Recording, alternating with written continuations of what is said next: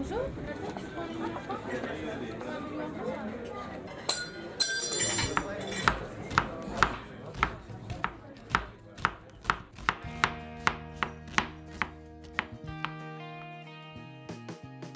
everyone and welcome back to Breaking Bread. This is the Birmingham Food Podcast presented by food obsessed mates Liam and Carl. I'm Liam. I'm Carl and I'm currently looking at my dog who's just literally found the noisiest part of the floor to stand on and he's just going around in circles. How's things, mate? Yeah, good. Apart from the old COVID's getting a bit worse. Not that I haven't got it, but This tier systems came in, I think, since our last episode, and it's caused a bit of a nightmare. yeah, that's cleared everything up, hasn't it? I feel so bad for the restaurants again.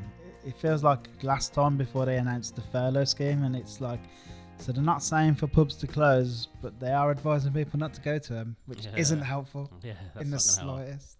It's like the exact opposite of eat out to help out.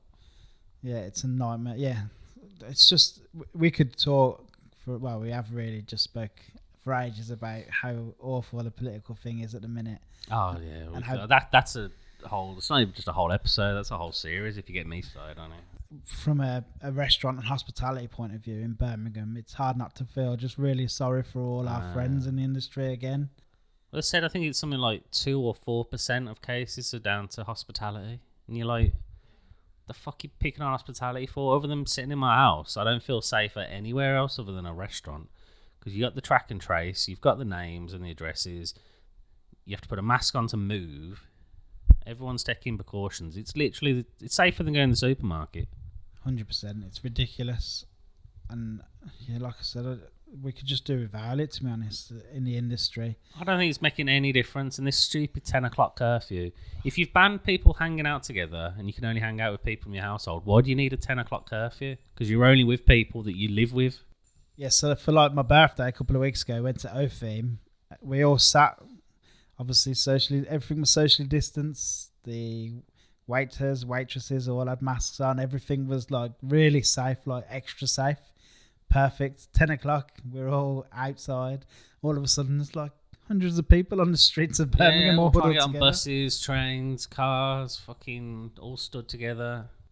I've never seen anything more ridiculous. So, yeah, as we said, we don't want to go on forever about this and moan about it. We do want a little moan about it, though, because I feel it's important. Moan about what they're doing. They're fucking it up big. Not only are they just fucking it up, they're just really fucking it up.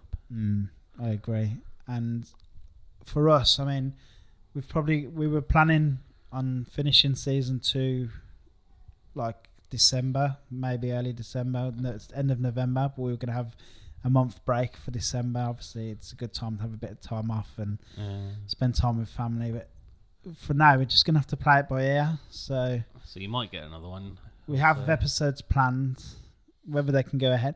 One thing, if we go into tier 3 and all of a sudden all the restaurants have to shut, or tier 4, whatever tier 4 is going to be, then there's no point in releasing an episode that's trying to promote a restaurant if the restaurant's closed. It's not fair to them. If things change like that and all of a sudden we might record something between the two of us just explaining this might be the end of season 2, but rest assured we'll be back stronger than ever come season 3 in January. We're just going to play it by ear and wait and see. So you just have to keep tuning in. Yeah, and we've got great ones lined up for next year. Cracking ones lined up.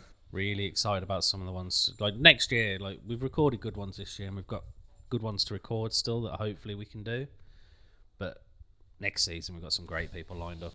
So like I was saying, we're just going to keep on keeping on and hoping to bring you these episodes. But if things change, we'll change. Yeah. So just you get what you're given. Keep looking for us, and we've got one to give you. We'll give you it. We've got no plans on stopping altogether. We still want to do what we do. We love doing the podcasts. Love talking about how brilliant Birmingham and the food scene is, and all our friends that we've made now. And with this, I feel like this episode we've got for you today is one of the best. Oh yeah, it's a great episode. Really, really good. It's with Andy Low and Slow Stubbs. Everyone, like, if you've ever been Digbeth Dines, chances are Andy's there. It's just like a phenom in the whole kind of street food, barbecue. Yeah, I mean, he knows everyone. There's no one you can mention to him that does anything to do with Birmingham that he doesn't know and know well. He's just like ingrained into the Birmingham food scene, isn't he? He's a massive part of that, and I feel like we were really lucky to have him on the podcast. I'm really glad that he wanted to do it.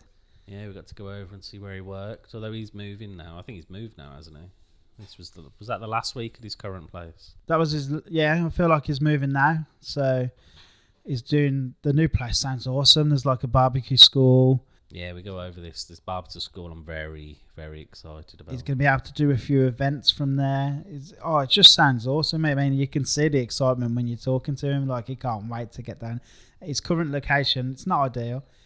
There's a kitchen upstairs above a factory, and then the smokers outside and down loads of stairs. Like, so it's just a nightmare for him to have to carry all that stuff. Like, so his new place is just it's exactly what he needs. So we went over that. We talked about the Kickstarter and everything that happened with that, and the complications that have happened since. And I think Andy was happy to get a bit off his chest about that.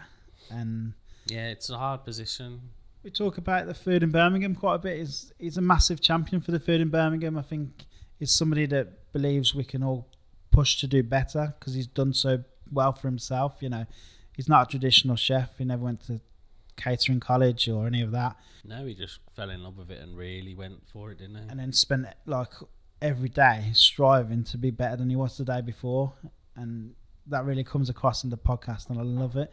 One of the things he talks about, which hasn't, it's kind of like brewed underneath the surface of the podcast a few times, but we never really talked about completely, which was mental health. Yeah, it takes up a big part of the podcast, I think. And it should do as well. It's such an under talked about thing. It's something it affects men in particular, and it affects all people really, all the time. Everyone, but it seems like the suicide rate for men with mental health is way outstrips. And I think chefs as well. It seems to affect chefs. I think maybe the high pressure of the job and the long hours and the expectations put on you. Yeah. And I feel like there's still, although it's changing, like men probably don't like to talk about mental health as much. And it is changing a little bit, but it's still it's a changing. long way Like to my go. job, I've had a few issues of late, and I've spoke to my boss about stuff, and he's given me numbers to call and other people to speak to. And companies take it seriously now. And we heard Jamie obviously talking about what they do at Harborne Kitchen for their staff. And I'm just really happy Andy was able to talk about it and talk quite openly about some of the troubles he's come across and some of the organisations that he spoke to try and get help about it. And we'll put the links for all them places in the show notes. I'll also put the links for like Calm and stuff in there as well. I think that's something really important to both of us, and obviously really important to Andy, so I was really glad about that. But yeah, it's just an episode we're both, all three of us I think are really proud. Yeah, it's really good. I loved it. It was a great episode. So this is an hour and 20, which is a bit longer than our usual. We try and aim for an hour, but there's no way this could have been any smaller, and I feel like there could even be a second episode in the future with Andy, you know. Yeah, easily. Yeah, so obviously I don't think you need us to tell you any more about how great Andy is. And yeah, you're about to hear how great. Yeah, it's unbelievable. So ladies and gentlemen, Andy Stubbs, Andy Low and Slow. Enjoy.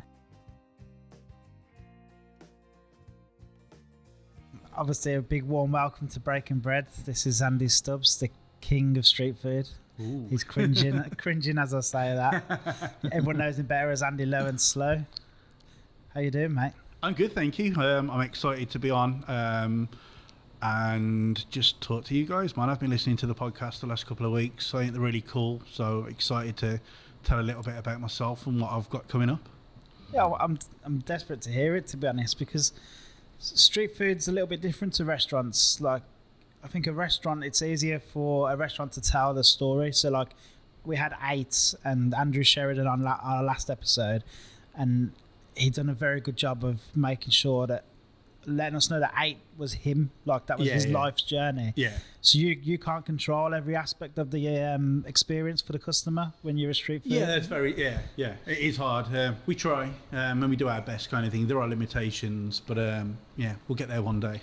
It's also, I think, quite hard because you get a lot less time with the customer. Yeah, I'm always getting in trouble by Donna.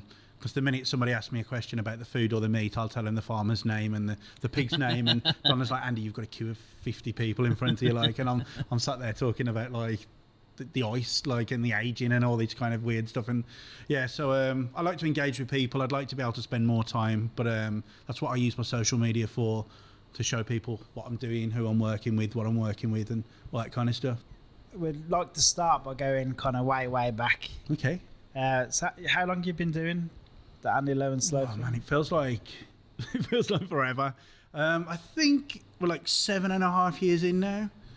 So it kind of started from my love of music and like Jamaican food, and going down to Notting Hill Carnival as a younger DJ. I used to do a lot of pirate radio and raves, illegal raves and all that kind of stuff when I was like in my 20s. And we used to get down to Notting Hill Carnival every year, and I'd see all the guys with the jerk pans and like these just big clouds of smoke and all the music that I loved and just the culture of it and all. And I was just like, I had nothing like that where I grew up in Chesley and Hay, by near Cannock kind of thing. I think you guys know that area, don't you, a bit? I know, yeah. You know better than I do. Yeah, like little, predominantly white village, so I couldn't get any like Caribbean food. Like basically you had a Chinese takeaway, you had an Indian takeaway, and anything else you wanted, you had to come into the city or cook yourself. So I was just like, I'm just going to learn to cook this myself. I was inspired. So I just started cooking at home. Got loads of early Jamie Oliver cookbooks, believe it or not. I always big Jamie up. I haven't met him, but I've got a lot of friends who know him personally, and he's been a big inspiration to me. I think he gets a lot of crap.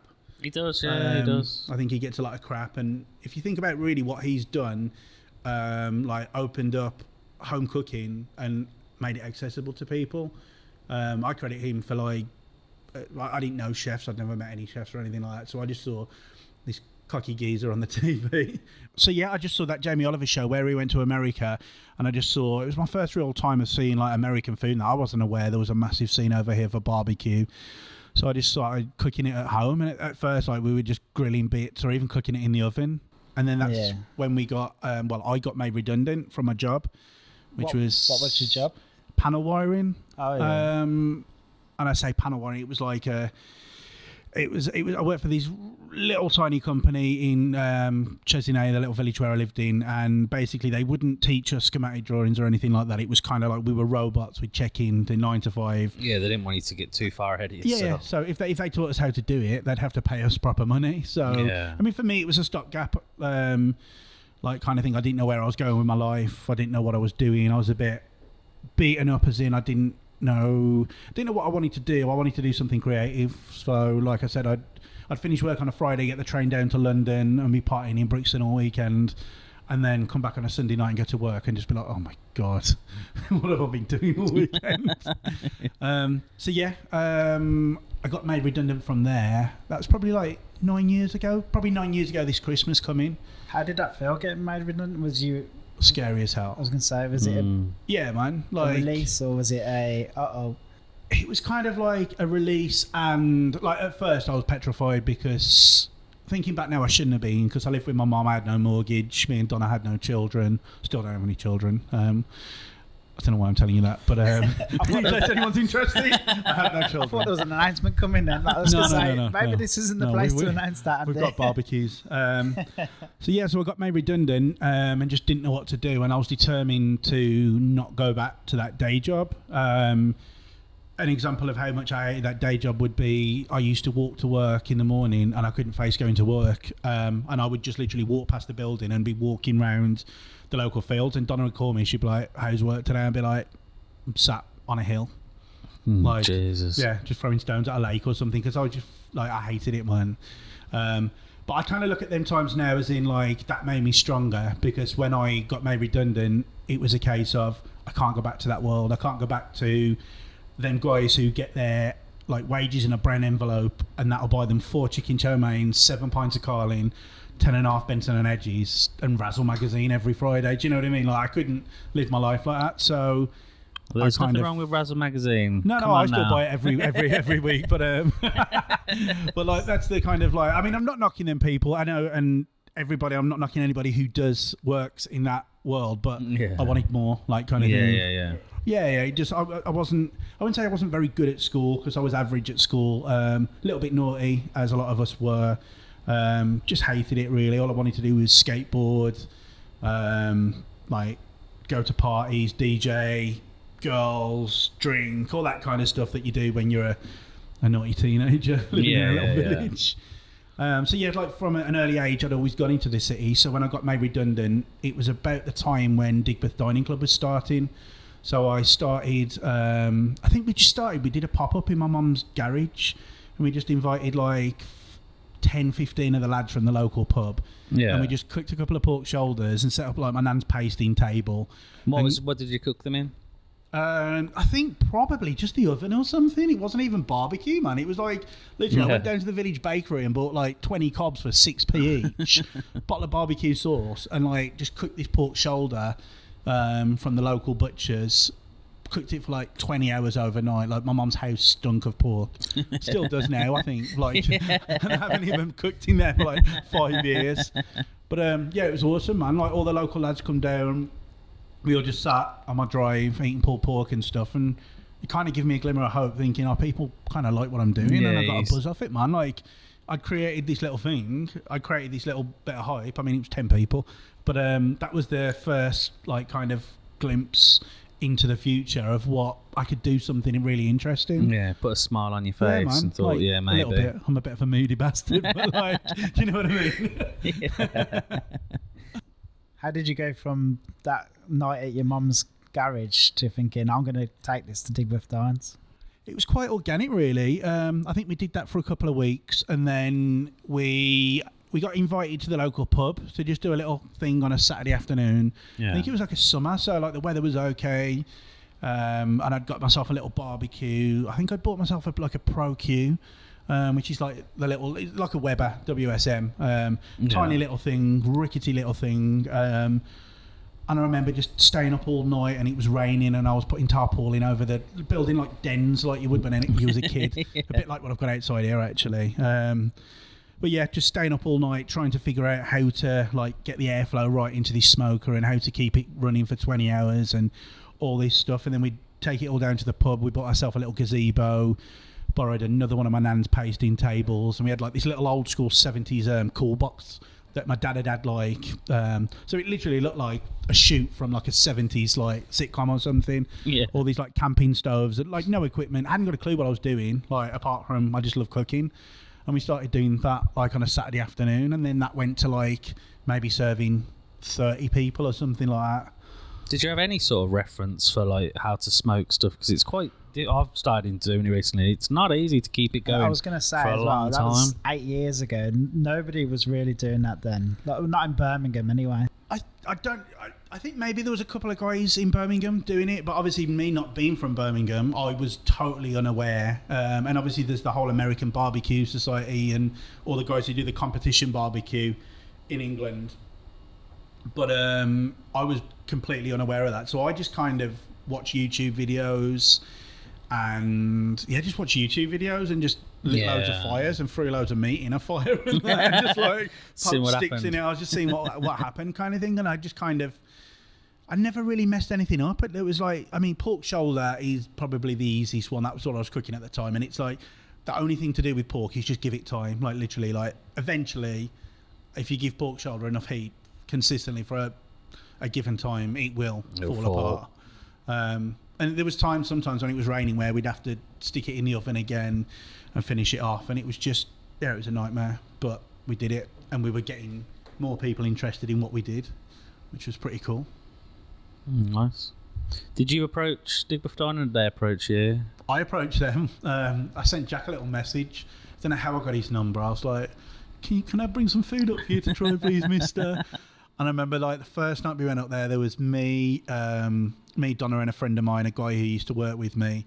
And I took it in like this little Tupperware tub, a bit of my brisket chili, which I still cook now. And it was like, at the time, Digbeth Dining Club was nothing like what you know it now. It was like, the back car park. Yeah, so you've seen the pictures. They only had one venue then, which was Spotlight. So it was, and there was no cover. It was literally like I think it was Meat Shack, Mexican Bean, and Jabberwocky. Some guys who used to do toasties. Yeah. And it was just pouring down, and it was basically just Jack and Swinney and all them boys, like, and just a load of their mates, just having a bit of a party and got a bit of food on kind of thing. And I met Jack, gave him the food. Had an awesome burger, had some cool food, went home, and Jack texted me the next morning. I think he'd been out partying and he'd had this brisket chili for breakfast. And he was like, I love it. Let's get you involved. And I think at the time they probably only had like less than 10 traders on rotation, and there's probably less than that who were Birmingham traders. Yeah. There was guys coming from like other parts of the Midlands, and I was just really nervous because I didn't really have any equipment or anything, so I said, you just need to give me a bit of time. I need to sell a few more crusty cobs down at the local pub and save up. So that's what we did. We just saved up a bunch of money. Every single bit of money we made, we reinvested.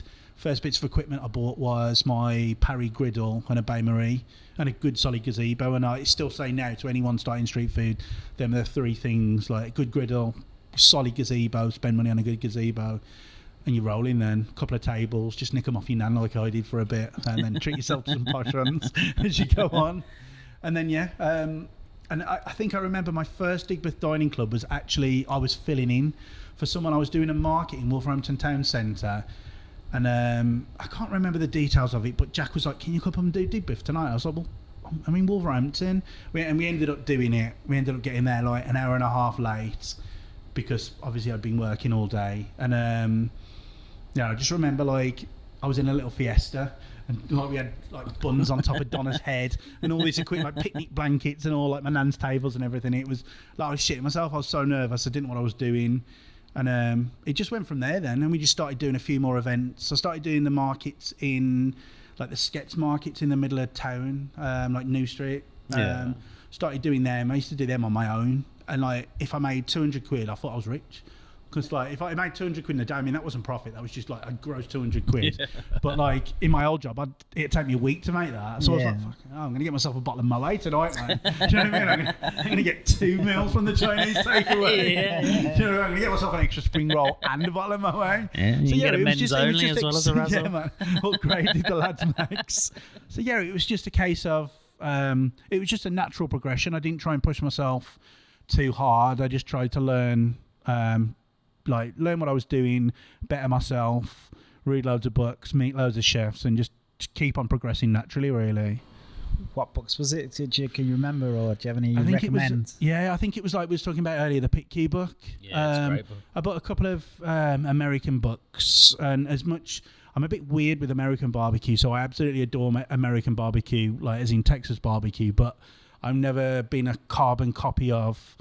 Like, I love using their influences, but I've always been about making it British, so using our meat and making it my own. So the BBQ book was the first time I'd seen these British guys talking about farming and talking about proper charcoal and talking about like all these amazing techniques I see in America, but using like British food, like seasonal, like I mean in that BBQ book there's like broccoli recipes and stuff isn't there, as well as like sausage and brisket. And obviously Neil Rankin was a big part of that book and BBQ. Neil Rankin was a massive inspiration to me when I first set up the business. I remember going down to Smokehouse when he was in, I think it was North London, when he was a part of that group, and eating like short ribs down there and stuff, and just been blown away.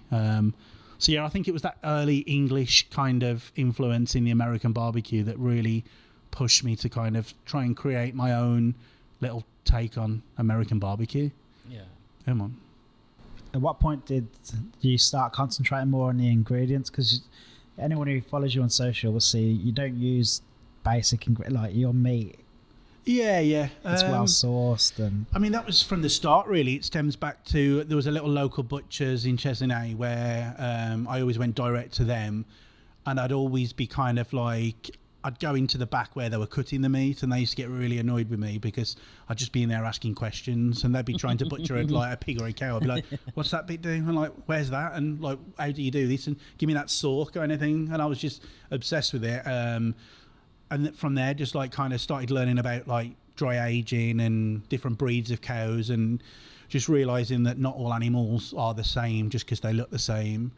And then just on a quest, I've always been quite an obsessive person. I was like it with my DJing. And I just wanted to get to the kind of the best that I could get my hands on. It was quite hard at the time because I couldn't afford, at the time, obviously in Birmingham 8 years ago, I couldn't charge £9 for a pulled pork bun, and I couldn't use free range pork as such because I didn't have that much access to it, and it was just too expensive. I didn't know how to price a dish. I didn't know anything about that kind of thing. So it was just a natural progression again, where watching what Neil and the guys and Tom at BBQ and all them lot did, and just like seeking out. I remember buying meat from like Turner and George in the early days and stuff like that, and just going to farms and just picking their brains. A lot of them used to get pissed off with me because they'd be like, why are you asking me where my meat comes from? I'm like, why don't you know where your meat comes from? Yeah. Do you know what I mean? Tell me. Like, and I wasn't aggressive. I was like, I'm really fucking interested. Like, what breeds that cow? How have you dry aged it? Like, what name was its mom and all? Do you know what I mean? All that kind of stuff. And a lot of people just shut me down. They didn't want to know because they thought I was like EHO or something. I was just like, no, I just want to like, I want to perfect this and I want to learn this and I want to put some amazing food out to people at Birmingham and like just do something a little bit different and a little bit cool. It's not even that. I've this year started using Whittle and Flame coal.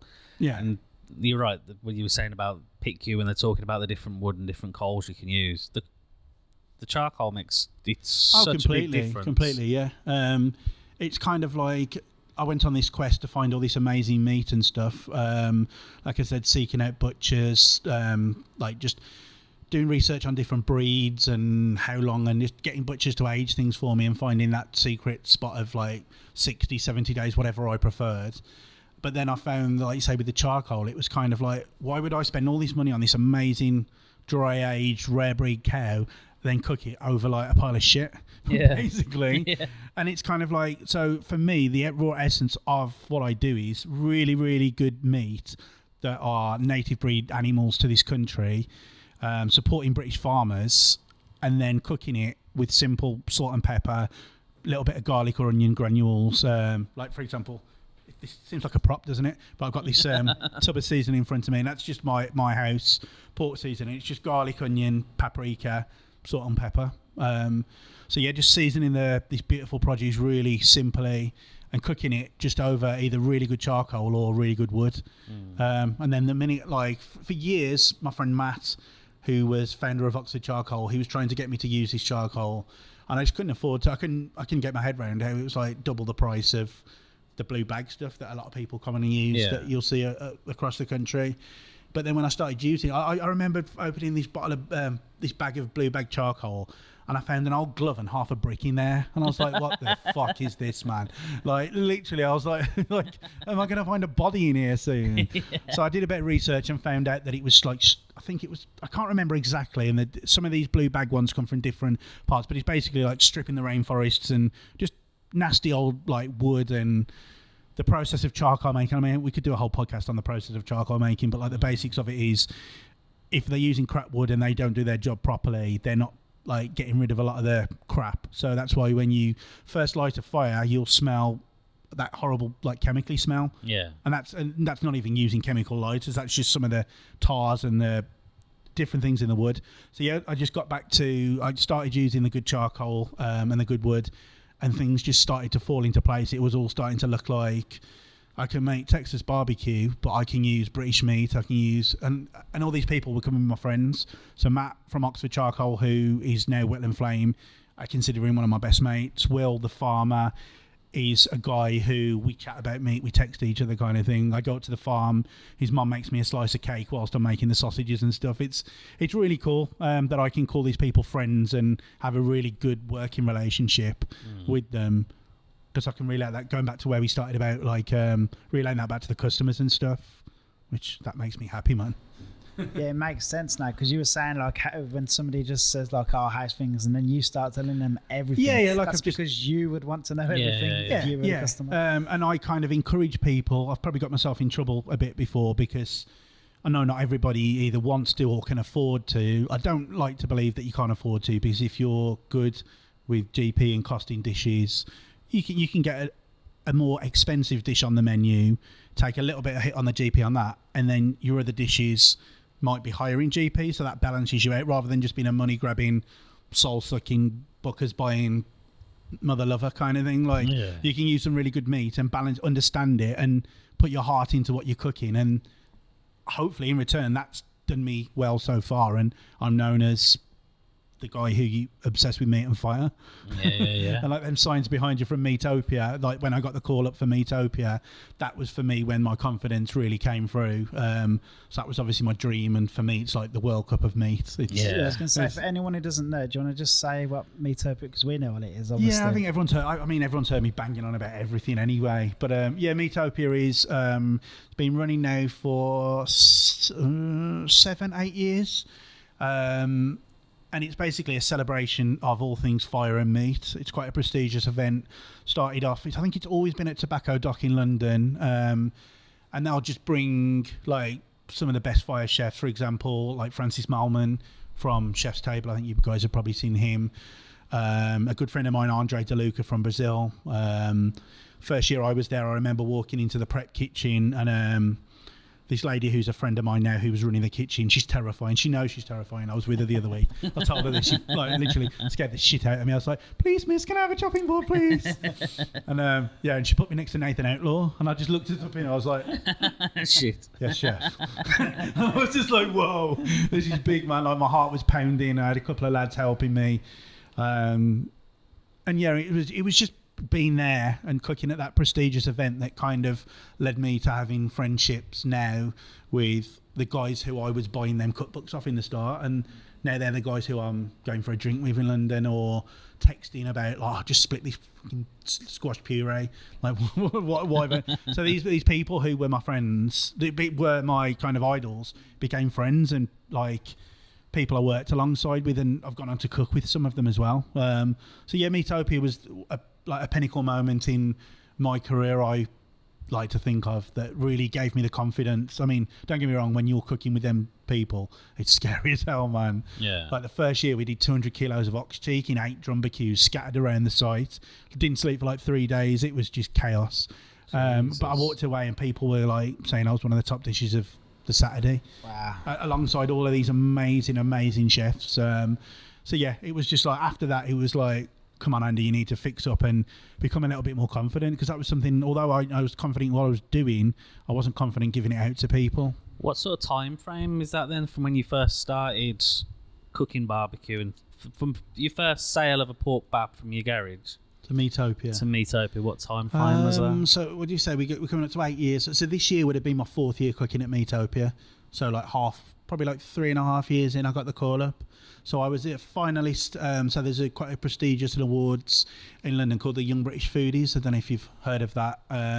Pretty cool event. Like some quite cool people. Like they get Gizzy Erskine and like all them kind of guys are there. It's a pretty cool thing, and there's some good people who've won them awards and gone on to have like pretty successful careers in restaurants. Yeah. So I got through to the finals of that.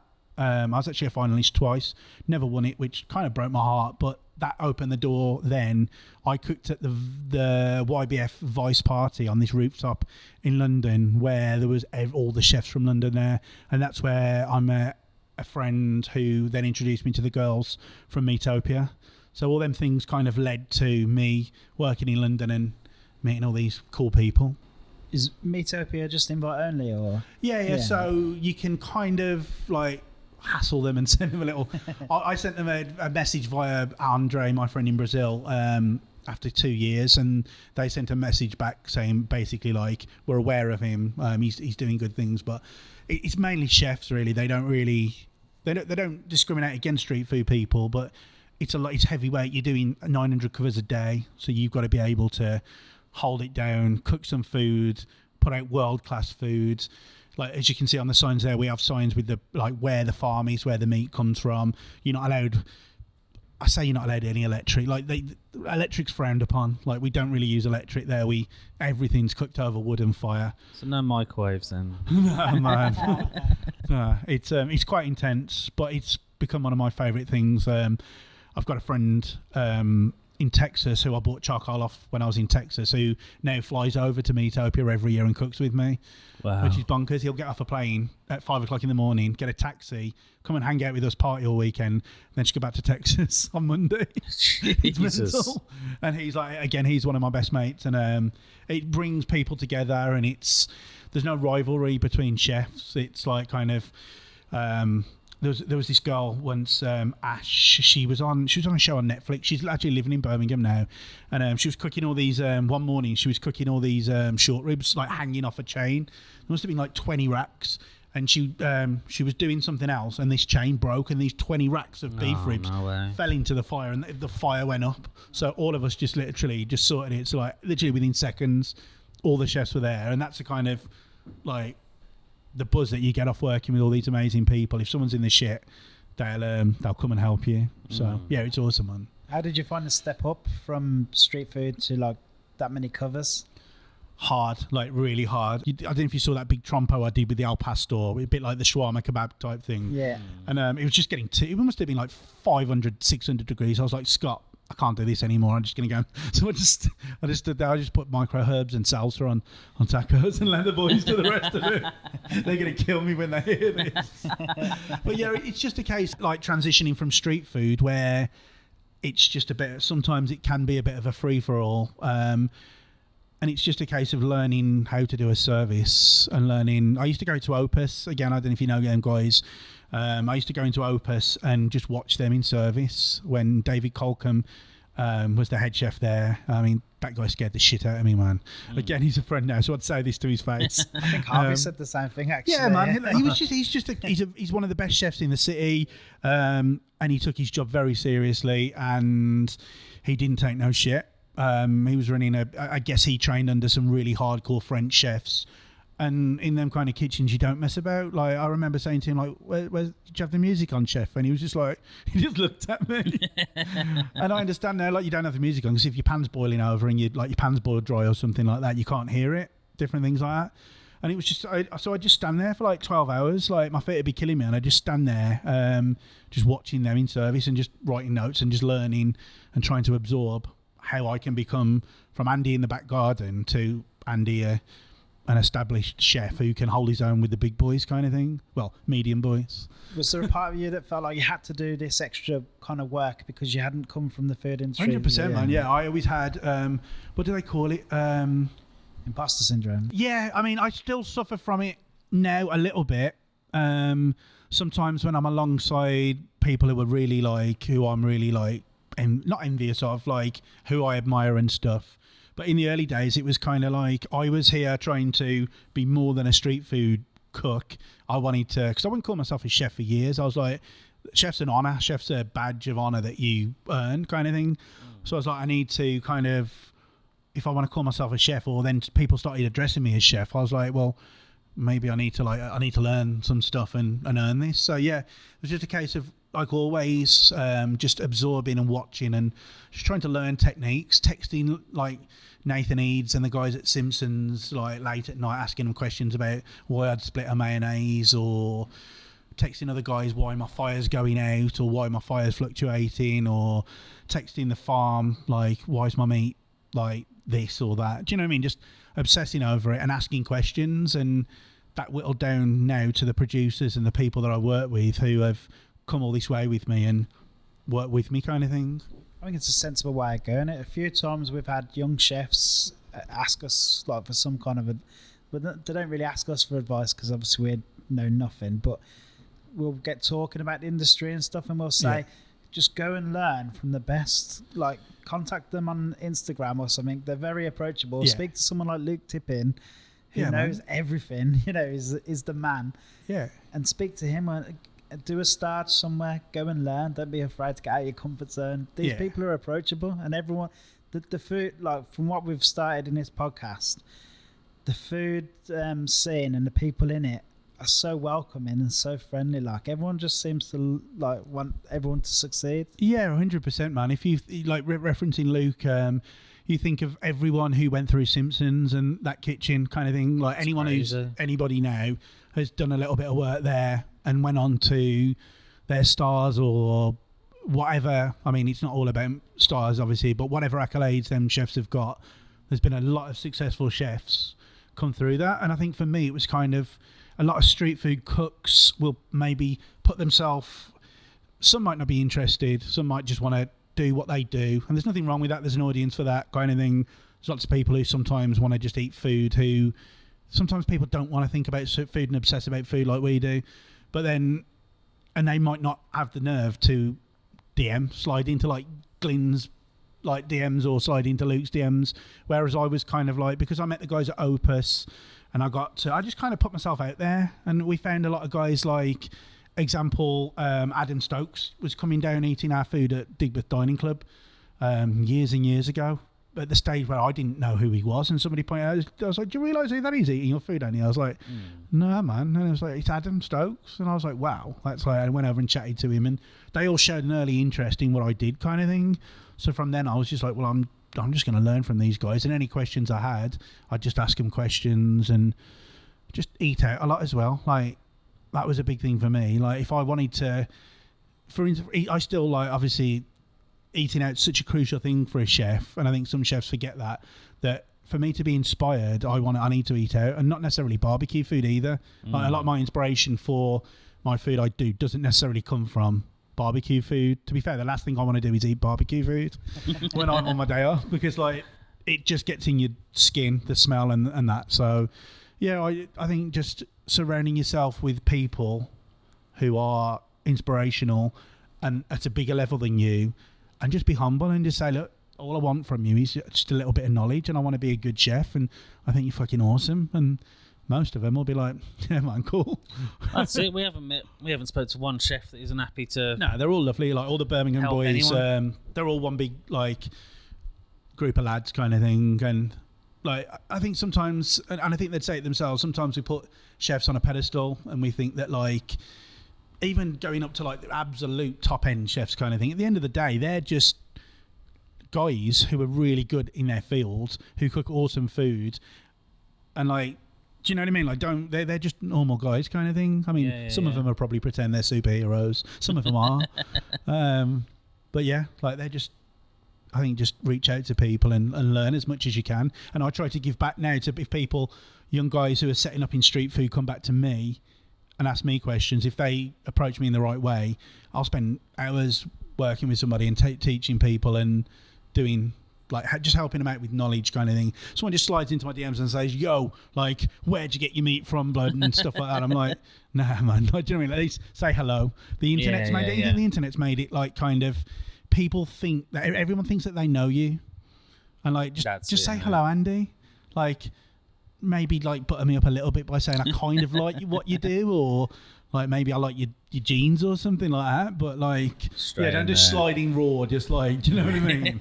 Like, leave me up a little bit first, like. Yeah. But I can vouch that you've helped me on a number of things with barbecue, and I've messaged you, and you've messaged straight back and helped me out with a few things. Yeah, I get a big pleasure out of helping people and seeing people achieve the things, because I know how frustrating it is when you're passionate about doing something and you can't do it, and if them doors are closed.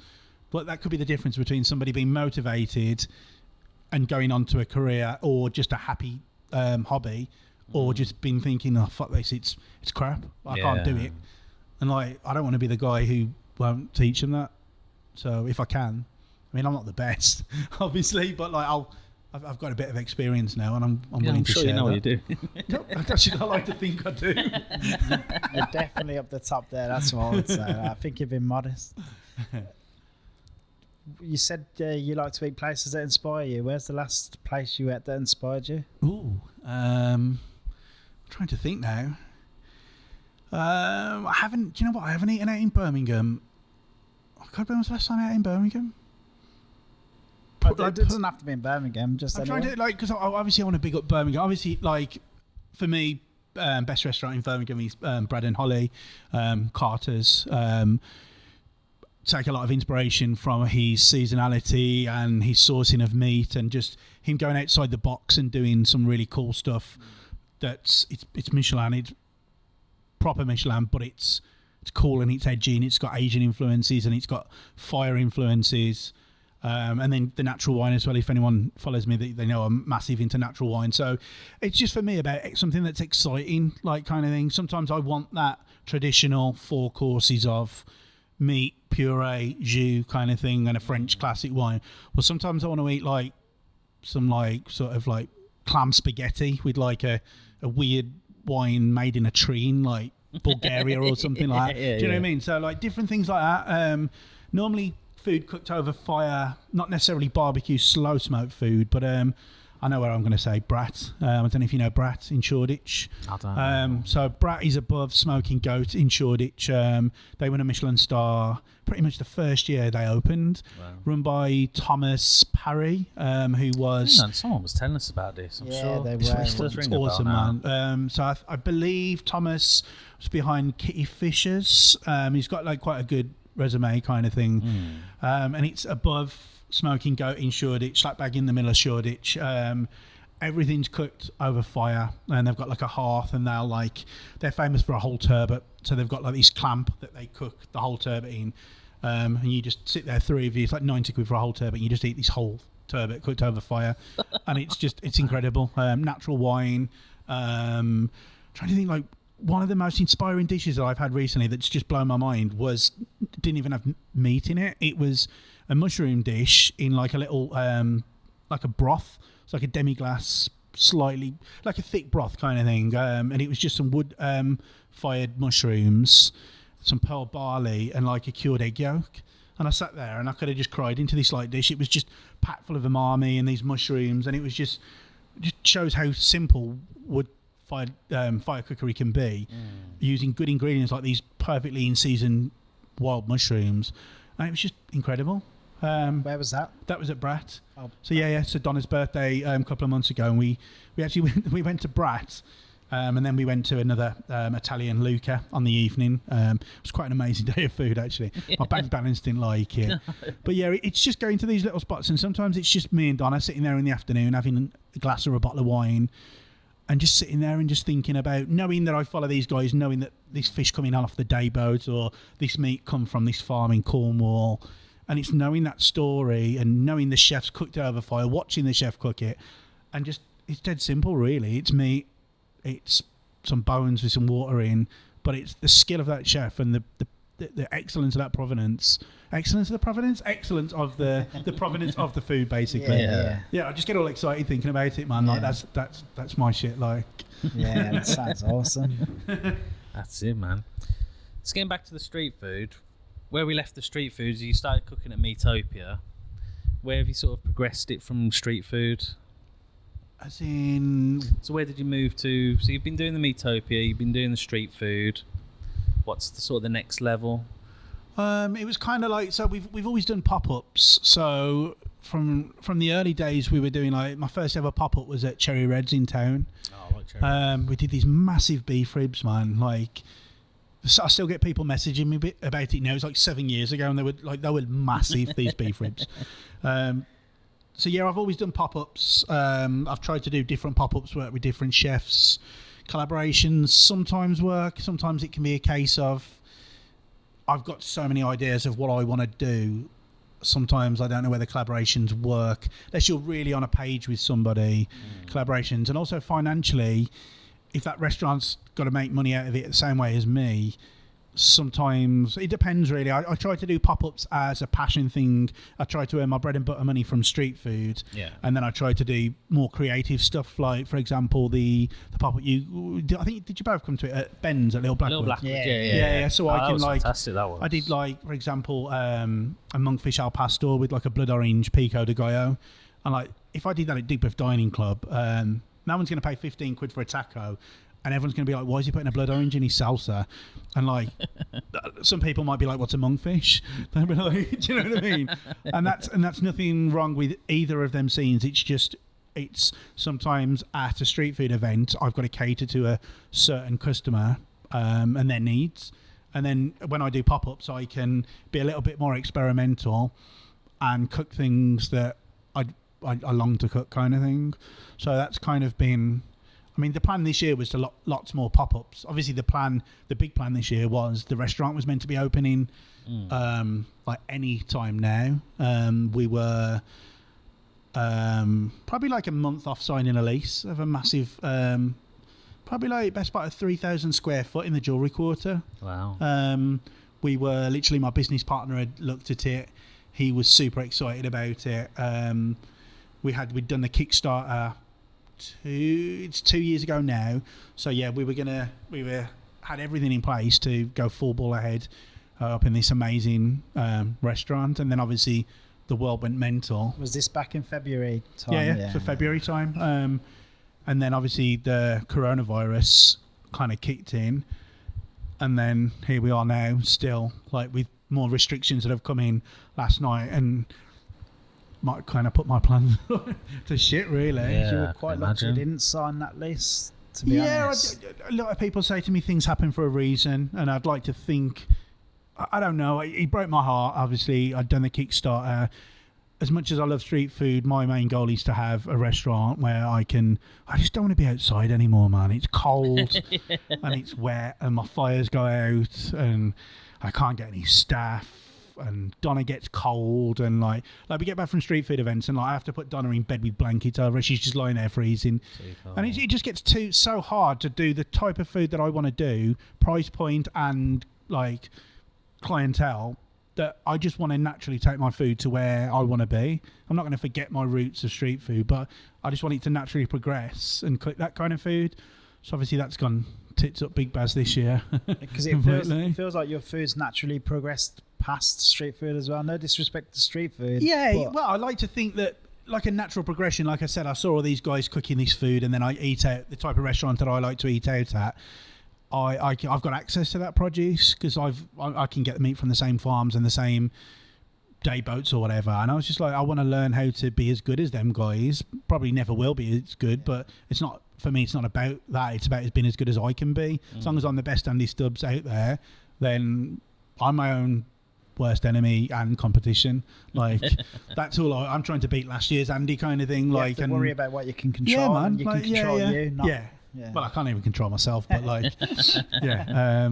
So yeah, it was a natural progression. And obviously, we did the Kickstarter, and obviously, as you can see on the board there, I've got a list of all the rewards. And so when we did the Kickstarter, we raised the money, and a lot of the rewards were pop-ups with like really cool chefs. There was a friend of mine, Matt Black, who was Jamie Oliver's head chef at not 15.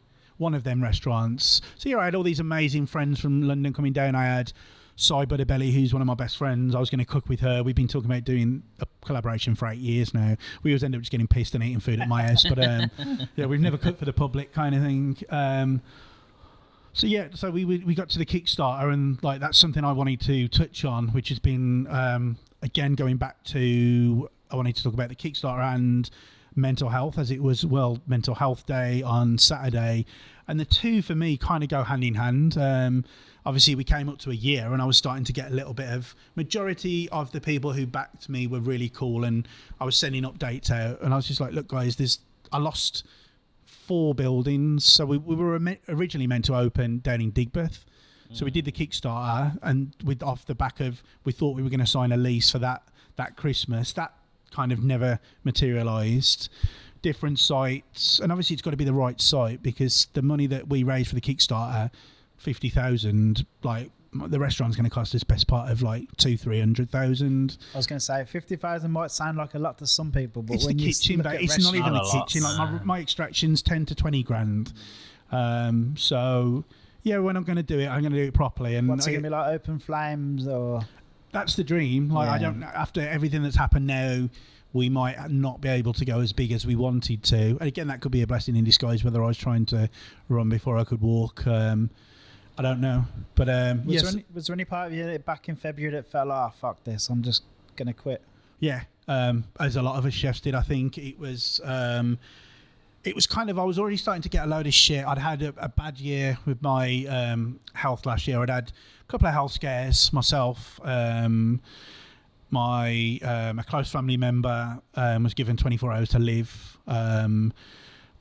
He survived, obviously. Everything's kind of okay now. But yeah, But yeah, I just went through a bunch of crap where it was one thing after another, and it was just blow after blow after blow, and I was just like, I don't know how much more of this I can take, man. It was like kind of, here's me, just all I want to do is cook some really cool food and just open this restaurant, and then it was just like the world fucking against me. So then that was like the back end of last year, and I was in a bit of a dark headspace kind of thing, a bit unmotivated and just not knowing, again, going back to when I started the business, not knowing what my future held and doubting myself, whether I am as good as I want to be, or I don't know, you know what it's like when I don't know whether either you guys suffer from like anxiety and different things, and you catastrophize, don't always go, what's that word? Catastrophize, is that the right word? Basically, everything's a catastrophe. Basically, like if I knock that bottle over now, it'd just be like it's going to blow all the electrics up or something like that. Do you know what I mean? Like over the top irrational thinking that is uncontrollable, because you spiral into this kind of space where you just, I wouldn't say you can't control your thoughts, but like it's just everything's shit. And I think we all get like that a bit, like now when it's dark outside and it's starting to get like this time of year. So we came out at Christmas, and I was like, okay, this is going to be, we were getting close with this building. Actually, this building came up in January. So that kind of like, I was like, okay, like new start, fresh start. And that was the same time as well when you started seeing coronavirus on the TV. And I was like, for fuck's sake. And then, we went to see the building. My business partner came down. He was like really excited. He was talking about putting a glass ceiling on the roof of and having like a chef's table above. And he was super excited about doing all this stuff, which I was buzzing off. We was going to do all of that, and then like literally coronavirus happened so fast, didn't it? Like literally over the space of like 3 weeks, it went from like, oh, is it going to even reach England? To like shit. Fucking hell, everyone's dead. Like it was horrific, man. Like it was getting close to home. We were finding about friends and family who, I mean, luckily enough, I didn't have any direct people affected by it, but I know lots of people who did. And it was like, this shit was real, man. Like this isn't like no joke. So then it was like, oh my god, so what are we gonna do? And everything stopped. The lockdown happened, and I was just like dwelled for a couple of days. I remember having an argument with my mum because I had to become the parent. I was like, Mum, you've got to stop going out. You can't go out, man. Like this shit is serious, man. It'll kill you. So I dwelled in it for a little bit. Taylor bought me some natty wine. Taylor was the natty man during lockdown, so like literally I'd just call him up and he'd just like knock the door and leave my wine on the doorstep. So and I literally a couple of days and I was like, do you know what? It's sink or swim. You've got to do something. So I was there's no one else doing the home deliveries in Birmingham, I believe, not maybe in street food. Either way, I was just like, I'm going to do it. I need to be one of the first to do it. And so let's do it, because the farm had carcasses hanging and aging to my spec, and I didn't want to let the farm down. I didn't want all these beasts that were aging and stuff. So I was like, let's just carry on what we're doing. We've got a vat pack machine, we've got a prep space, so let's do all this food, and we can, hopefully people will have it at home. So I've been asked about it for years anyway. So it's just like, we put a couple of things out. My social media's like, the people who follow me are awesome. Everyone's like, we'll support you. And literally within a couple of weeks, we were driving around. Me and Donna were doing 10-hour days driving around Birmingham, arguing. She was battering me over the head with the iPhone. You've turned left and you should have been turned right. And I've got like the new Nas album blasting. And she's like, turn that shit down and all this shit. And I'm just like, I need a Mackey's. And then we'd pull up at Mackey's and I'd just be like, well, I've been driving for 10 hours and I just couldn't see straight. And it was mental, man. Because I had the whole thing of thinking about ordering my food for the next week. And so I soon separated myself from the driving and got some mates in to come and help me do that, because I couldn't concentrate. Coming here on a Saturday morning, prep all the food, bag it, and then deliver it. It was too much, man. It was like literally frying my brain. So luckily enough, some really good customers and friends just came and did some deliveries for us, and it was a way to give some people as well a bit of money, kind of thing. I was like, if you need some money, I've got some work. So that just kind of all went from that. Did it go some way to kind of, obviously it won't fully replace what you missed out on with the summer full of street food festivals and that kind of thing, but did it go some way to... Yeah, it did. It was a lot better than I ever imagined it would. And it was kind of, I wouldn't say better, but it gave me a lot of time. I worked less hours because I had no deadlines as such. I had no pitch fees. So, for example, if I go to a street food event and I pitch up there, I've got to pay a street food event anything from 5 to 20%. And then obviously on hot foods, you've got to pay VAT as well. So the lack of money that I was earning was made up by the lack of money I was having to spend, and I wouldn't have to have staff on the stall. So it all kind of balanced itself out and kind of kept us going, kind of thing. And it also gave me time to kind of sort my own head out. And like, because we had such a beautiful summer, I was kind of like, if I saw a week coming that was going to be nice, I'd work my ass off for 2 weeks and then I'd take a week off. And that was so important to have that. And so many chefs that I was talking to over that period were like, it's crazy. Like, when would you ever have a summer off to sit in the garden on a Saturday? Do you know what I mean? Like, just go to Early Bird Bakery and get one of them fancy like donuts or something like that, and then you can get a sandwich from Grace and James and then a bottle of wine. Like, I'd never be able to do that on a Saturday. I'd be working like 16, 18-hour days. So I was like, let's be grateful for this shit situation. Let's make the most out of it and let's embrace it and let's spend time in the garden. So I was like doing my gardening, doing a lot of cooking at home, and just really getting back into like home food and stuff like that. And just, I was in a bit of a better place and feeling worried about friends and family and the world and what was going to happen. But also it was almost like, breathe, like chill out a minute, man. Yeah. As a business model, is it fairly like, could someone just do that for a living and that's all they would do? Is just the home delivery food? I think you probably could if you're any good. It's got to be good. I think you need some kind of following first. I think I like to believe that obviously. I mean, for example, could you just do that now and it would be enough? Probably not, because obviously when full lockdown was on, it was good for a couple of months, and then the more people that started it, that watered it down a little bit. So everyone had a little slice of the pie, and then like. And I was seeing people do some of the kits that I was seeing people sending out. Like, literally, I was seeing like the local cafe sending out like bacon, do-it-yourself baking kits. Like, they'd go down to like get like some like Mighty Whitey or something, 2 slices of Mighty Whitey and some like water pumped pig from Denmark, and they'd be like, it's a home baking kit, 70 quid, mate. And I was just like, me and Donna were looking at all this shit and like, I don't want to say too much in case like somebody's listening or something like that. I don't know. I just saw some. I was just like, come on, man, everyone can make a bacon sandwich. So like, we put a lot of thought into it, and I like to think that a lot of the stuff that I do isn't necessarily. Not everyone wants to sit poking a stick in a smoker for 16 hours cooking a brisket. Not everyone's got access to world-class meat from a really good farm. So I was in all them years of work and graft had put myself in a position to have this produce and have this really awesome audience that appreciated what I did. And because I've been also like, so I always spoke with my audience, my audience, how much of a wanker do I say in saying that? Like the people, my friends on Instagram. At least you didn't call them fans. My OnlyFans is coming soon, man.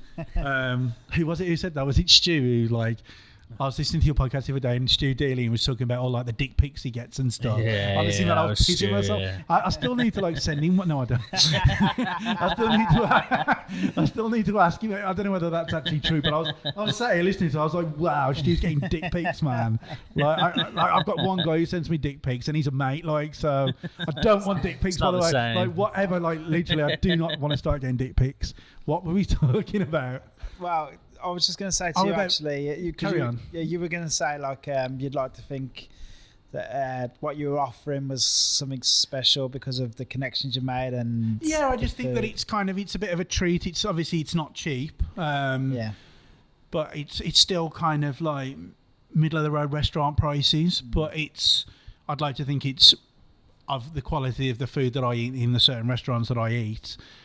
And and because of the nature of the way I've developed how I cook, when we go to street food events, the way my customers are reheating at home is the same way I'd reheat it an event anyway. And it's a beautiful product that's reheating in people's homes as good as like when I see people posting the pictures of it, it's fucking awesome. I sit there on a Saturday night and I'm like, this is so cool seeing all these people eating this food and DMing me saying, oh Andy, this is amazing, and it's awesome, man. That really picked me up through some hard times. I'll tell you what I liked about it was it's something you can't really get as a takeaway either. Yeah. So like you can get obviously fish and chips, Chinese, and then all of a sudden you have an Andy Low and Slow. You're like, oh wow, this is special. Yeah, I like to think it's something like I'd like to think that I've kind of it's a Texas barbecue, it's Mexican food, it's British food, it's Andy's food kind of thing. Yeah. So like I said, I understand that a lot of people this wasn't food for. I don't want to sound like a wanker again, but like I don't want to. I cook kind of middle of the road food for people who've maybe got a little bit more disposable income. I don't want to be one of these people that knocks anybody who can't afford to eat well. I think I've been fortunate to have a decent run. But yeah, it's food that like if people were still working and they were furloughed and they had a bit of disposable income and they weren't going out and they wanted to support local business, them are the type of people that were enjoying my food and kind of like just supporting me. Oh yeah, instead of say I'll go out for dinner, you're talking minimum £100, and that's not even somewhere expensive. Yeah. Like it is, isn't it? Like a couple of bottles of wine and get a wine freedom order in and just order some great food and you've recreate got that the at home. same. You've got the same, yeah, definitely. night. And I think also the fact that we did the kit, so there's not much cooking involved, but there's like a little bit of like. People were enjoying like seeing how nice they could make the tacos look, and we did a few ones like the goat ones the other week where you grill the tacos, so there's a little bit more involved. And like the Sunday lunch kits that we've got starting next week, there's the potatoes come part cooked in the beef fat, so you still got to finish it, but it's probably like a 5-6 hour meal that you can have ready in half an hour for £17.50. Well, I wonder if all this is going to work as inspiration for a lot of people to go on and cook more stuff. So maybe you try your potatoes and you'll be like, I wonder if I can do that, and then maybe someone will try it themselves one day. Yeah, like I say, I get people like sliding into my messages and asking me, and quite often I'll, like I say, if they're polite, I'll kind of say to them like, well, yeah, get the potatoes from here and do this and do that. And I'm kind of at a stage now where I remember years ago I didn't want to give recipes away or stuff, but now I'm kind of like, a chef said to me, my friend again, Andre from Brazil, I remember we was having dinner somewhere in London once, and he was like, I can't do a Brazilian accent, but he was just like, just share the love, like just no one can do what you do to the exact T. So I give someone the method. Like barbecue's just like, it's a piece of beef, put some salt and pepper on it and cook it for 16 hours and keep your fire in between 200 and 250 degrees. And they're like, yeah, but how do I do that? I'm like, well, that's the hard bit. I can't really tell you that. I can give you a few like steps, but like the rest of it, it depends what way the wind's blowing or how wet your wood is or how dry your beef is or whether there's shit sodium and iodine in your salt and all these different things which you can only gain from experience. So all I can do is guide people. It's going to seem a bit like a little while back, but I know it's really important to you. But before we got onto all of that, you were just talking about your Kickstarter. You were talking about mental health. Yeah. So we kind of just drifted off. We didn't. I don't think you got to say what you wanted to say. You were talking. You said about how mental health kind of tied in with your Kickstarter, but then you never. Why mental health so important to you? And yeah, it's kind of. I think I'm quite open about it now because I've got involved with a few campaigns and friends who are doing a real good thing for it. So yeah, I think it was something I've kind of battled with all my life, but it was just kind of, I just always thought I was a bit mental, as in like just a bit of a wrong un and just a bit wild kind of thing. I just thought like, never knew what I wanted to do until I found cooking. Just like I said, music, art, skateboarding, fashion, all them kind of things that you couldn't really control were the things that I was obsessed with. So I always battled with like, I was not really going anywhere in my career. Like I said, when I was working in that factory job, before that I was a builder, before that I was a pirate radio DJ and occasionally went to work for my dad if I could get out of bed on a Monday because I've been drinking Tennant Super in a studio in Heathtown until 3 o'clock in the morning. So yeah, it was just kind of like, it all just built up, and then I was throwing myself into these situations, and with every bit of confidence I got as a cook going into a chef, I challenged myself. So I kind of thrive off putting myself into this really like crazy, like let's do a pop-up and let's do 100 covers. And Don would be like, how the hell are we going to do that? I'll be like, I'm not sure yet, but like we'll get Kev Still, who's I met through Opus, and we get him in, and he'd be like, he's a really good chef. He was the head chef at Opus, and he'd be like, okay, Andy, this is how we're going to do it. And I'd be so nervous doing these things, but then every time I set myself one of these things and I got myself really nervous, when I achieved it, I was like, that feeling was fucking incredible. It was like a drug kind of thing. So yeah, I just kept on thriving off that. And then like I did the Kickstarter, and that was really intense, and obviously so grateful for what I achieved from it. And I don't want anyone to feel sorry for me, like, oh God, Andy got 50k from the Kickstarter. It was fucking incredible. But then because there was so many things then that happened out of my control, and I was getting people coming to me, oh, have you heard such and such is saying this and such is saying that, and oh, I heard that he went on holiday and he spent all the Kickstarter money. I'm like, really? Like, do you really think I'm that stupid? Like, as if I'm going to do something like that and then still try and like show my face in this city, kind of thing. So it was really hard, and there was like, I knew that people were talking about me. I knew everyone was watching what I was doing, and it became this massive thing. And maybe I made it worse in my own head. It didn't help that there was people coming to me saying other people had said this and said that, and maybe some people could take that as just on the chin kind of thing, and I didn't. And that's when, towards the end of last year, like my family member, like obviously I had that, and then I had a health scare myself, then the virus, and it was bonkers. So I reached out to Birmingham Healthy Minds. I don't know if you've heard of them guys. No. So me and Donna go to a doctor's surgery over in West Heath Doctor's Surgery in Birmingham. Yeah. And they're incredible, really good. Always struggled to get good doctors over where I lived that would listen and give a shit about you. So I just went in there, and I was just like, I think I'm a bit mental, man. They were like, okay, tell me about how mental you are. And I told them, I was like, yeah, you're a bit mental, but you can maybe not be mental. So I just started having these CBT, like I think it's called CBT, where you have these sessions with a lady on the phone. You can choose. You can either do like a group therapy thing, which is not for me, kind of thing. Like, my name's Andy and I'm mental, kind of thing. Like, I don't want to do that. So I personally, for me, the better thing was talking to somebody on the phone, and it was just a series of questions, and she'd be like, so why do your thought process go like this, but why don't you think of it like that? And I was like, okay, sure. And like, so little things like, what I always think the worst going to happen, but she's like, but what happens if the best happens? And what happens if you thinking the worst thing that's going to happen stops the best thing from happening?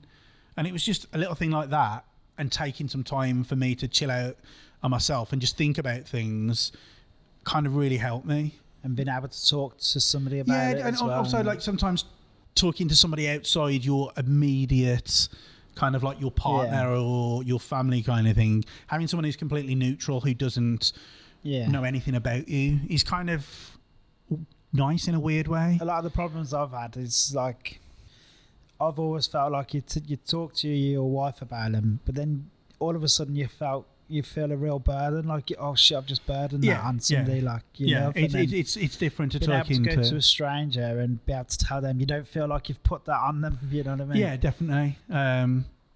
So I just have these sessions, and then at the time, again, talking a really good chef and someone who's become a friend now, Andrew Clark, who runs Pilot Light Campaign, who you probably saw me bigging up on Saturday. So they do a podcast, and it's all about, I was going to say men's health, but it's not. It's about everybody's health. And it's predominantly about chefs and the hospitality industry, but it crosses over to everybody kind of thing. And it's just about kind of talking about to your friends or talking to somebody, and it's like, there's that slogan, so it's okay to not be okay kind of thing, where it's kind of like, you haven't got to have your shit figured out, but try and get a way to start to figure your shit out. And if it means reaching out to somebody and talking to somebody, like if you look at Andrew, he's got like long hair, he looks like Hell's Angel, he's like this big badass, like big burly bloke, and he's one of the most like placid, lovely, amazing chefs I've ever met kind of thing. And just listening to some of their stories and their life stories and the things that they've been through, I was like, wow, all these people that I admire, who I was putting on a pedestal, were going through the same shit that I've been going through, probably even worse. So that's when I kind of like started thinking, okay, well, I've got a decent following on Instagram, so maybe if I tell my story, somebody who sat there thinking, oh fuck, I can't even talk to my girlfriend, might think, oh, maybe I could message Andy, or maybe I could message Healthy Minds. And if one person out of them 29,000 people on my Instagram, I've helped a little bit. That's pretty cool to me. Yeah. So I think it's important to like share my experiences and try and educate people, because I'm not healed. I'm like yesterday I had a bit of a like wobbly day kind of thing, just with all the news of the new restrictions coming in and stuff like that. So each day you just got to take as it comes and just try to do your best, man. It's probably a bit cliche now, but it's definitely how I like to think of it. Is like you go to the gym for your body, just try and stay healthy. 100%, man. And you have to work at your health all the time. It's not like you just lose a load of weight and then you fit. That's it. You for your health. It's a constant. You have to constantly work at it. You go and speak to somebody if you need to speak to somebody. There's stuff you can do. Like, I mean, it's definitely changing in the industry, I feel, but there's still loads to do, and it's still the biggest killer on men under like. I think it is like suicide in men. I don't know the stats and stuff, but it's awful, especially this time of year. And just over like things that to somebody who's probably got their shit together a little bit more might be such a little thing, but then to somebody who's suffering with mental health, it's so big in their brain that there's nothing they can do to control it, man. It's scary. I think it was Jamie at Harbon Kitchen was saying in the podcast that they're working with, it might be the same company, but they're working with a charity or something in Birmingham where he'll pay for any staff that want to go for so many hours of therapy or sessions in a month. The company will pay for them. Yeah. It's all confidential. Nobody knows. Jamie just gets a bill at the end of the month. He doesn't know which member of staff, but that's really cool, man. I feel like that's just something really now that most should be doing. Yeah, I think a lot of I don't know about the guys in Birmingham, but all my friends in London, the way they're looking at it is they need their chefs and their brigade to be like physically and mentally on point. So if someone's having a bad day, find out what's happening, let them go and sort their shit out. And when I say shit, I don't mean that in a bad way. I mean go and have some time, like whatever they're like. We've all got our little things that we do. Go and do that, and then come back the next day and be stronger. Because if somebody just spirals, that member of staff is not going to be any use to you.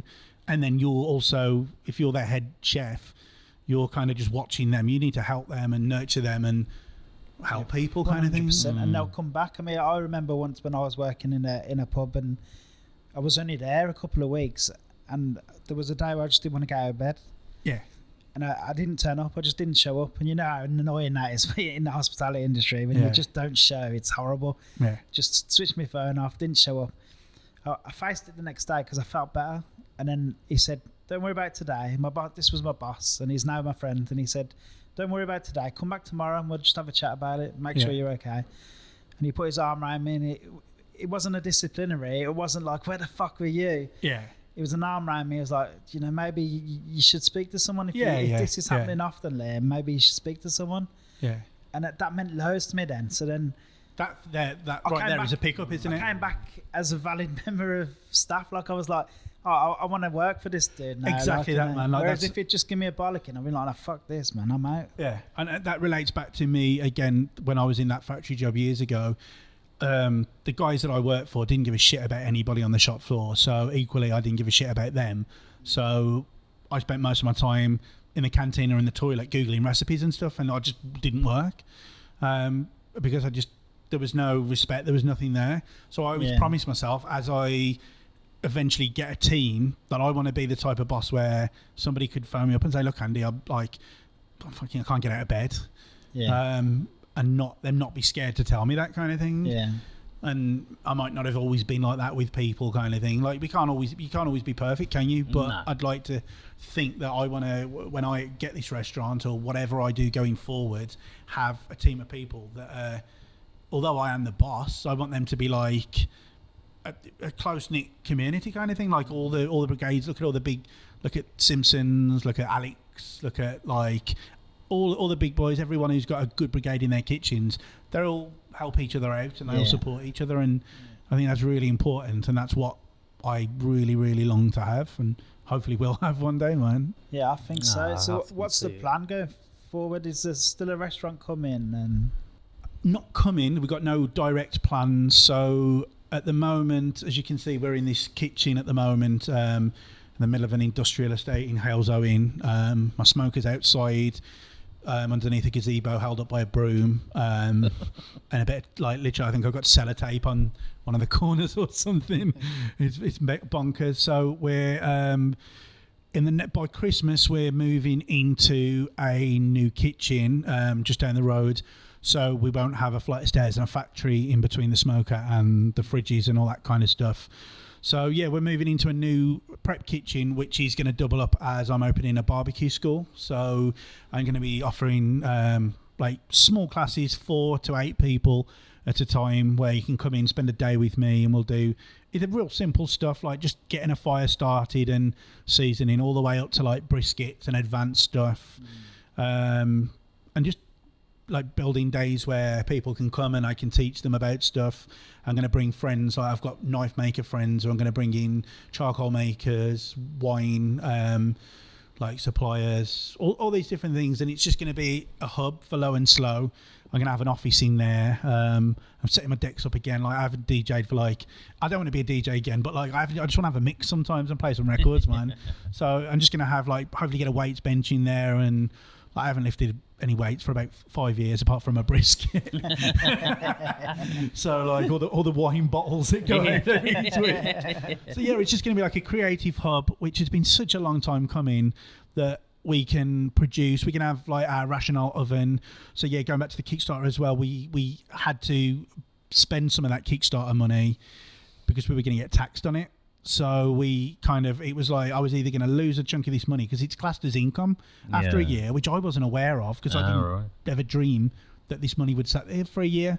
So the accountant was like, so you're going to get taxed like, I think it was something like 14k or something. Shit. So, and I was like, but capital purchases, obviously. So we bought ourselves a lot of the stuff that was going to be in the kitchen.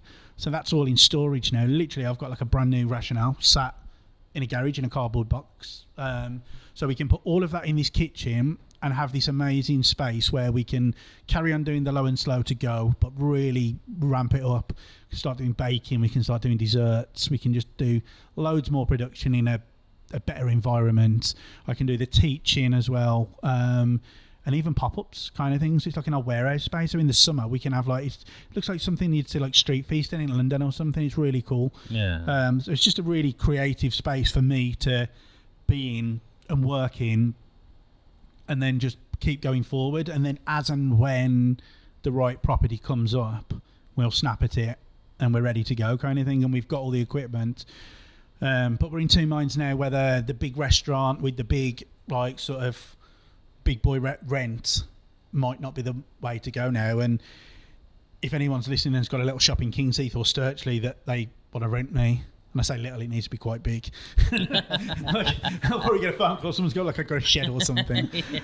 So yeah, we kind of like, this virus has made the city shift, hasn't it? So the city's really quiet at the moment. It's heartbreaking to see my friends in how bad and quiet restaurants are. So for me now, maybe the way forward might be, let's go into a littler restaurant in King's Heath, for example, and it doesn't have to be so big. So I've got all the kitchen in there. I could have the kitchen down here, and we could bring the food in each day and have like a central kitchen. So I think that we've got options ahead of us kind of thing. But the main thing is to just get the smoker and donner out the cold for the winter. And just get this barbecue school on the go. And then Christmas, next week we've got the Sunday lunches launching. So we've got like amazing, like everything's cooked over fire, the Sunday lunches. And then leading up to Christmas, we've got all the Christmas dinners and hampers, full bacons, all sorts of different things like gift boxes and different things like that. So this podcast comes out a week Monday, so by then, we'll be live. We'll be live. So my link for my so get on the shop. internet and go and buy some. Yeah, man. Get it on. I'm really looking forward to the barbecue school. That's what I'm looking forward to. Yeah, I'm excited. I'm excited. I'm confident to teach people now and show people. I've got a lot of cool sponsors and people who I'm very lucky to be given some really cool barbecues. So I've got nearly every single style of barbecue under the sun. So we can cook in a little grill like you would on the beach, or we could cook on the big one outside that would cook for like 100 people. Class. Yeah, it's going to be cool, man. Yeah. Yeah, I'm looking forward Because to Loaf that. do well with their cookery school kind of thing. You know, the classes they do, ramen classes. Yeah, and I've always Thai seen how classes, cool they are and stuff. Yeah, I've done a So you couple. could They do are like, really you could good. do like a like smoker course or Yeah, like I say, there's going to be different ones, and then if like 4 or 5 people came to me and said, "Oh, would you put this special day to us?" and we want to learn one certain thing, we could do that. Like, and I guess companies do like team building days, and we don't really want stag do's, really. Like, that'd be a bit mental, wouldn't it? No, I'd end but up it's a long partying and day as stuff. well. You wouldn't do that on a stag do. You wouldn't go and I know people that cook do. for, I know like, stuff people who've got. I like know a friend of mine's got a barbecue school in Devon, and he's had like stag do's and stuff, and he's had to like send them all off in either in an ambulance or a taxi because they're all trash. I suppose Yeah, if you're can you thinking, imagine? you're thinking of younger, like, but if you get like mid-30s to like and above, Yeah, I think as we get older, we all just Yeah. want to like a little fire in the back garden and cook a bit of meat, don't we? we go back to Dunno. our like primitive. Yeah. So this is my questions. You know about them already. You've just said you've been listening, and all the listeners should know now. It's really simple questions, really easy. You already know all the answers, don't you? Thorma? Sometimes a little bit. So, what's your favourite movie? I've been thinking about this. I've got 3. They're so random. So, favourite movies: Forrest Gump, Right. Home Alone, and American Gangster.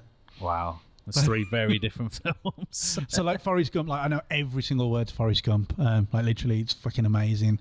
Like I probably watch it about 5 or 6 times a year. And the same with American Gangster. I just love Denzel Washington's like my hero, man. Like he'd be the ultimate guy to sit down and have dinner with and have a he's brandy great, with and chill out with. And then Home Alone's just hilarious. I watch it every Christmas, and he just reminds me of being It's a kid. never and- not funny, is it? Yeah. So Never. There we I feel go. like there's room for like American Gangster, Home Alone, like Like a little Crossover. yeah. That'd be cool, man. What's your favourite band or DJ or rapper or anything like that? So, like, favorite rapper of all time, probably Nas. I've been listening to his music since, like, I got introduced to hip hop when I was like 12 years old, and I'm nearly 40 now. So, I spent most of my life listening to rap music. And yeah, Nas is consistently, he's just got a new album out and he's awesome. But then band wise, I can never pronounce it. Is it Krugabin? A band from Houston in Texas, like psychedelic guitar, funky, trippy, like weird, awesome stuff. Yeah, I can't pronounce them. I forgot their name, but they're ace. Nice. What's your favourite cookbook? So I'm not very good at like sticking to books or stuff. So like I said, Pick Q, their book's a Bible. Neil Rankin's book, that was really cool. I've just bought Pippi Eats. Do you know that girl from Manchester? She does like the noodles and stuff. Fucking awesome, man. Like I love Asian cuisine, but it's not something, especially like Japanese and Chinese food. It's not something I'm that familiar with. And I'm obsessed with like ramen and all that kind of stuff. So yeah, I'm getting stuck into that at home at the moment as well. Nice. What's your favourite spirit and specifically to the bottle? Oh man, I'm not very good with spirits. Like when I was younger, I used to drink vodka and just want to kill everyone. So that's like I'm not allowed to drink vodka anymore. And then when I was a DJ and I was like doing radio and stuff, I'd always just drink brandy. Like my nickname was Brandy Andy for years. Like I'd get birthday cards, like so I'd always be at the back of a rave, like just drinking a brandy, like nodding my head. Best brandy I've ever had was a Hine 1981. So Hine's like probably one of the best brandy houses. And when I was 30, Donna bought me the 1981 Hine, and it was just incredible. What's your favourite beer? I'm obsessed with sour beers. Yeah, man. So favourite beer at the moment is probably the Brad Carter collaboration with Glasshouse, Rooted in Rave. I haven't tried that yet. Yeah, it's their new so they foraged. Not personally, I can't imagine Dave's running through the woods picking blackberries and stuff. But yeah, it's like all these foraged black fruits and stuff, and it's just incredible, really good. Nice. What's your favourite big fast food chain? McDonald's all day, man. Mackie D's, nice. If you're getting takeaway, what takeaway are you getting? Indian food, man. Yeah, curries, lamb curries especially. Nice. What's your favourite food city in the world? Food city. After Birmingham, obviously. Oh, it's got to be Texas, hasn't it, man? Texas, that's not a city, that's a country. It's not even a country, it's a state. For fuck's sake. God. Austin's incredible. I love Austin. I love Houston. New Orleans is awesome. Barcelona, I love. Yeah, I love going anywhere. I love going to big cities and just discovering new food and stuff like that. Yeah, nice. Aside from barbecue food and stuff that you sell to the public, when you're cooking at home, what's just a simple dish that you'll cook regularly? Like, it's probably a bit of a cliche, but like ragouts is like my thing. Like just a simple, well, I say simple, like a bolognese. Example, like I cooked myself a lasagna for my birthday last week, and it took me like 7 hours to cook.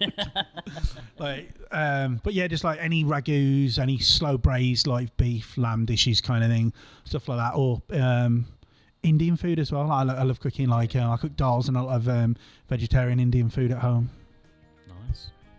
Is that us? Yeah, we're done. Thanks very much, Andy. Yeah, Really thank you appreciate very it. much. Thanks, guys. It's great. Thank you.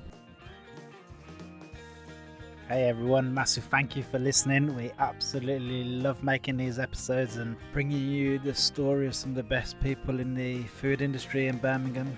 As we said before, we love Birmingham and its food scene, and we think it's truly special. So if you agree, do us one big favour. All you have to do is rate and review us on iTunes. It really helps promote the podcast and gets us listened to by more people, and gets more people to listen to how great Birmingham is, and we would really appreciate it if you could do that for us. Until next time, thanks again for listening.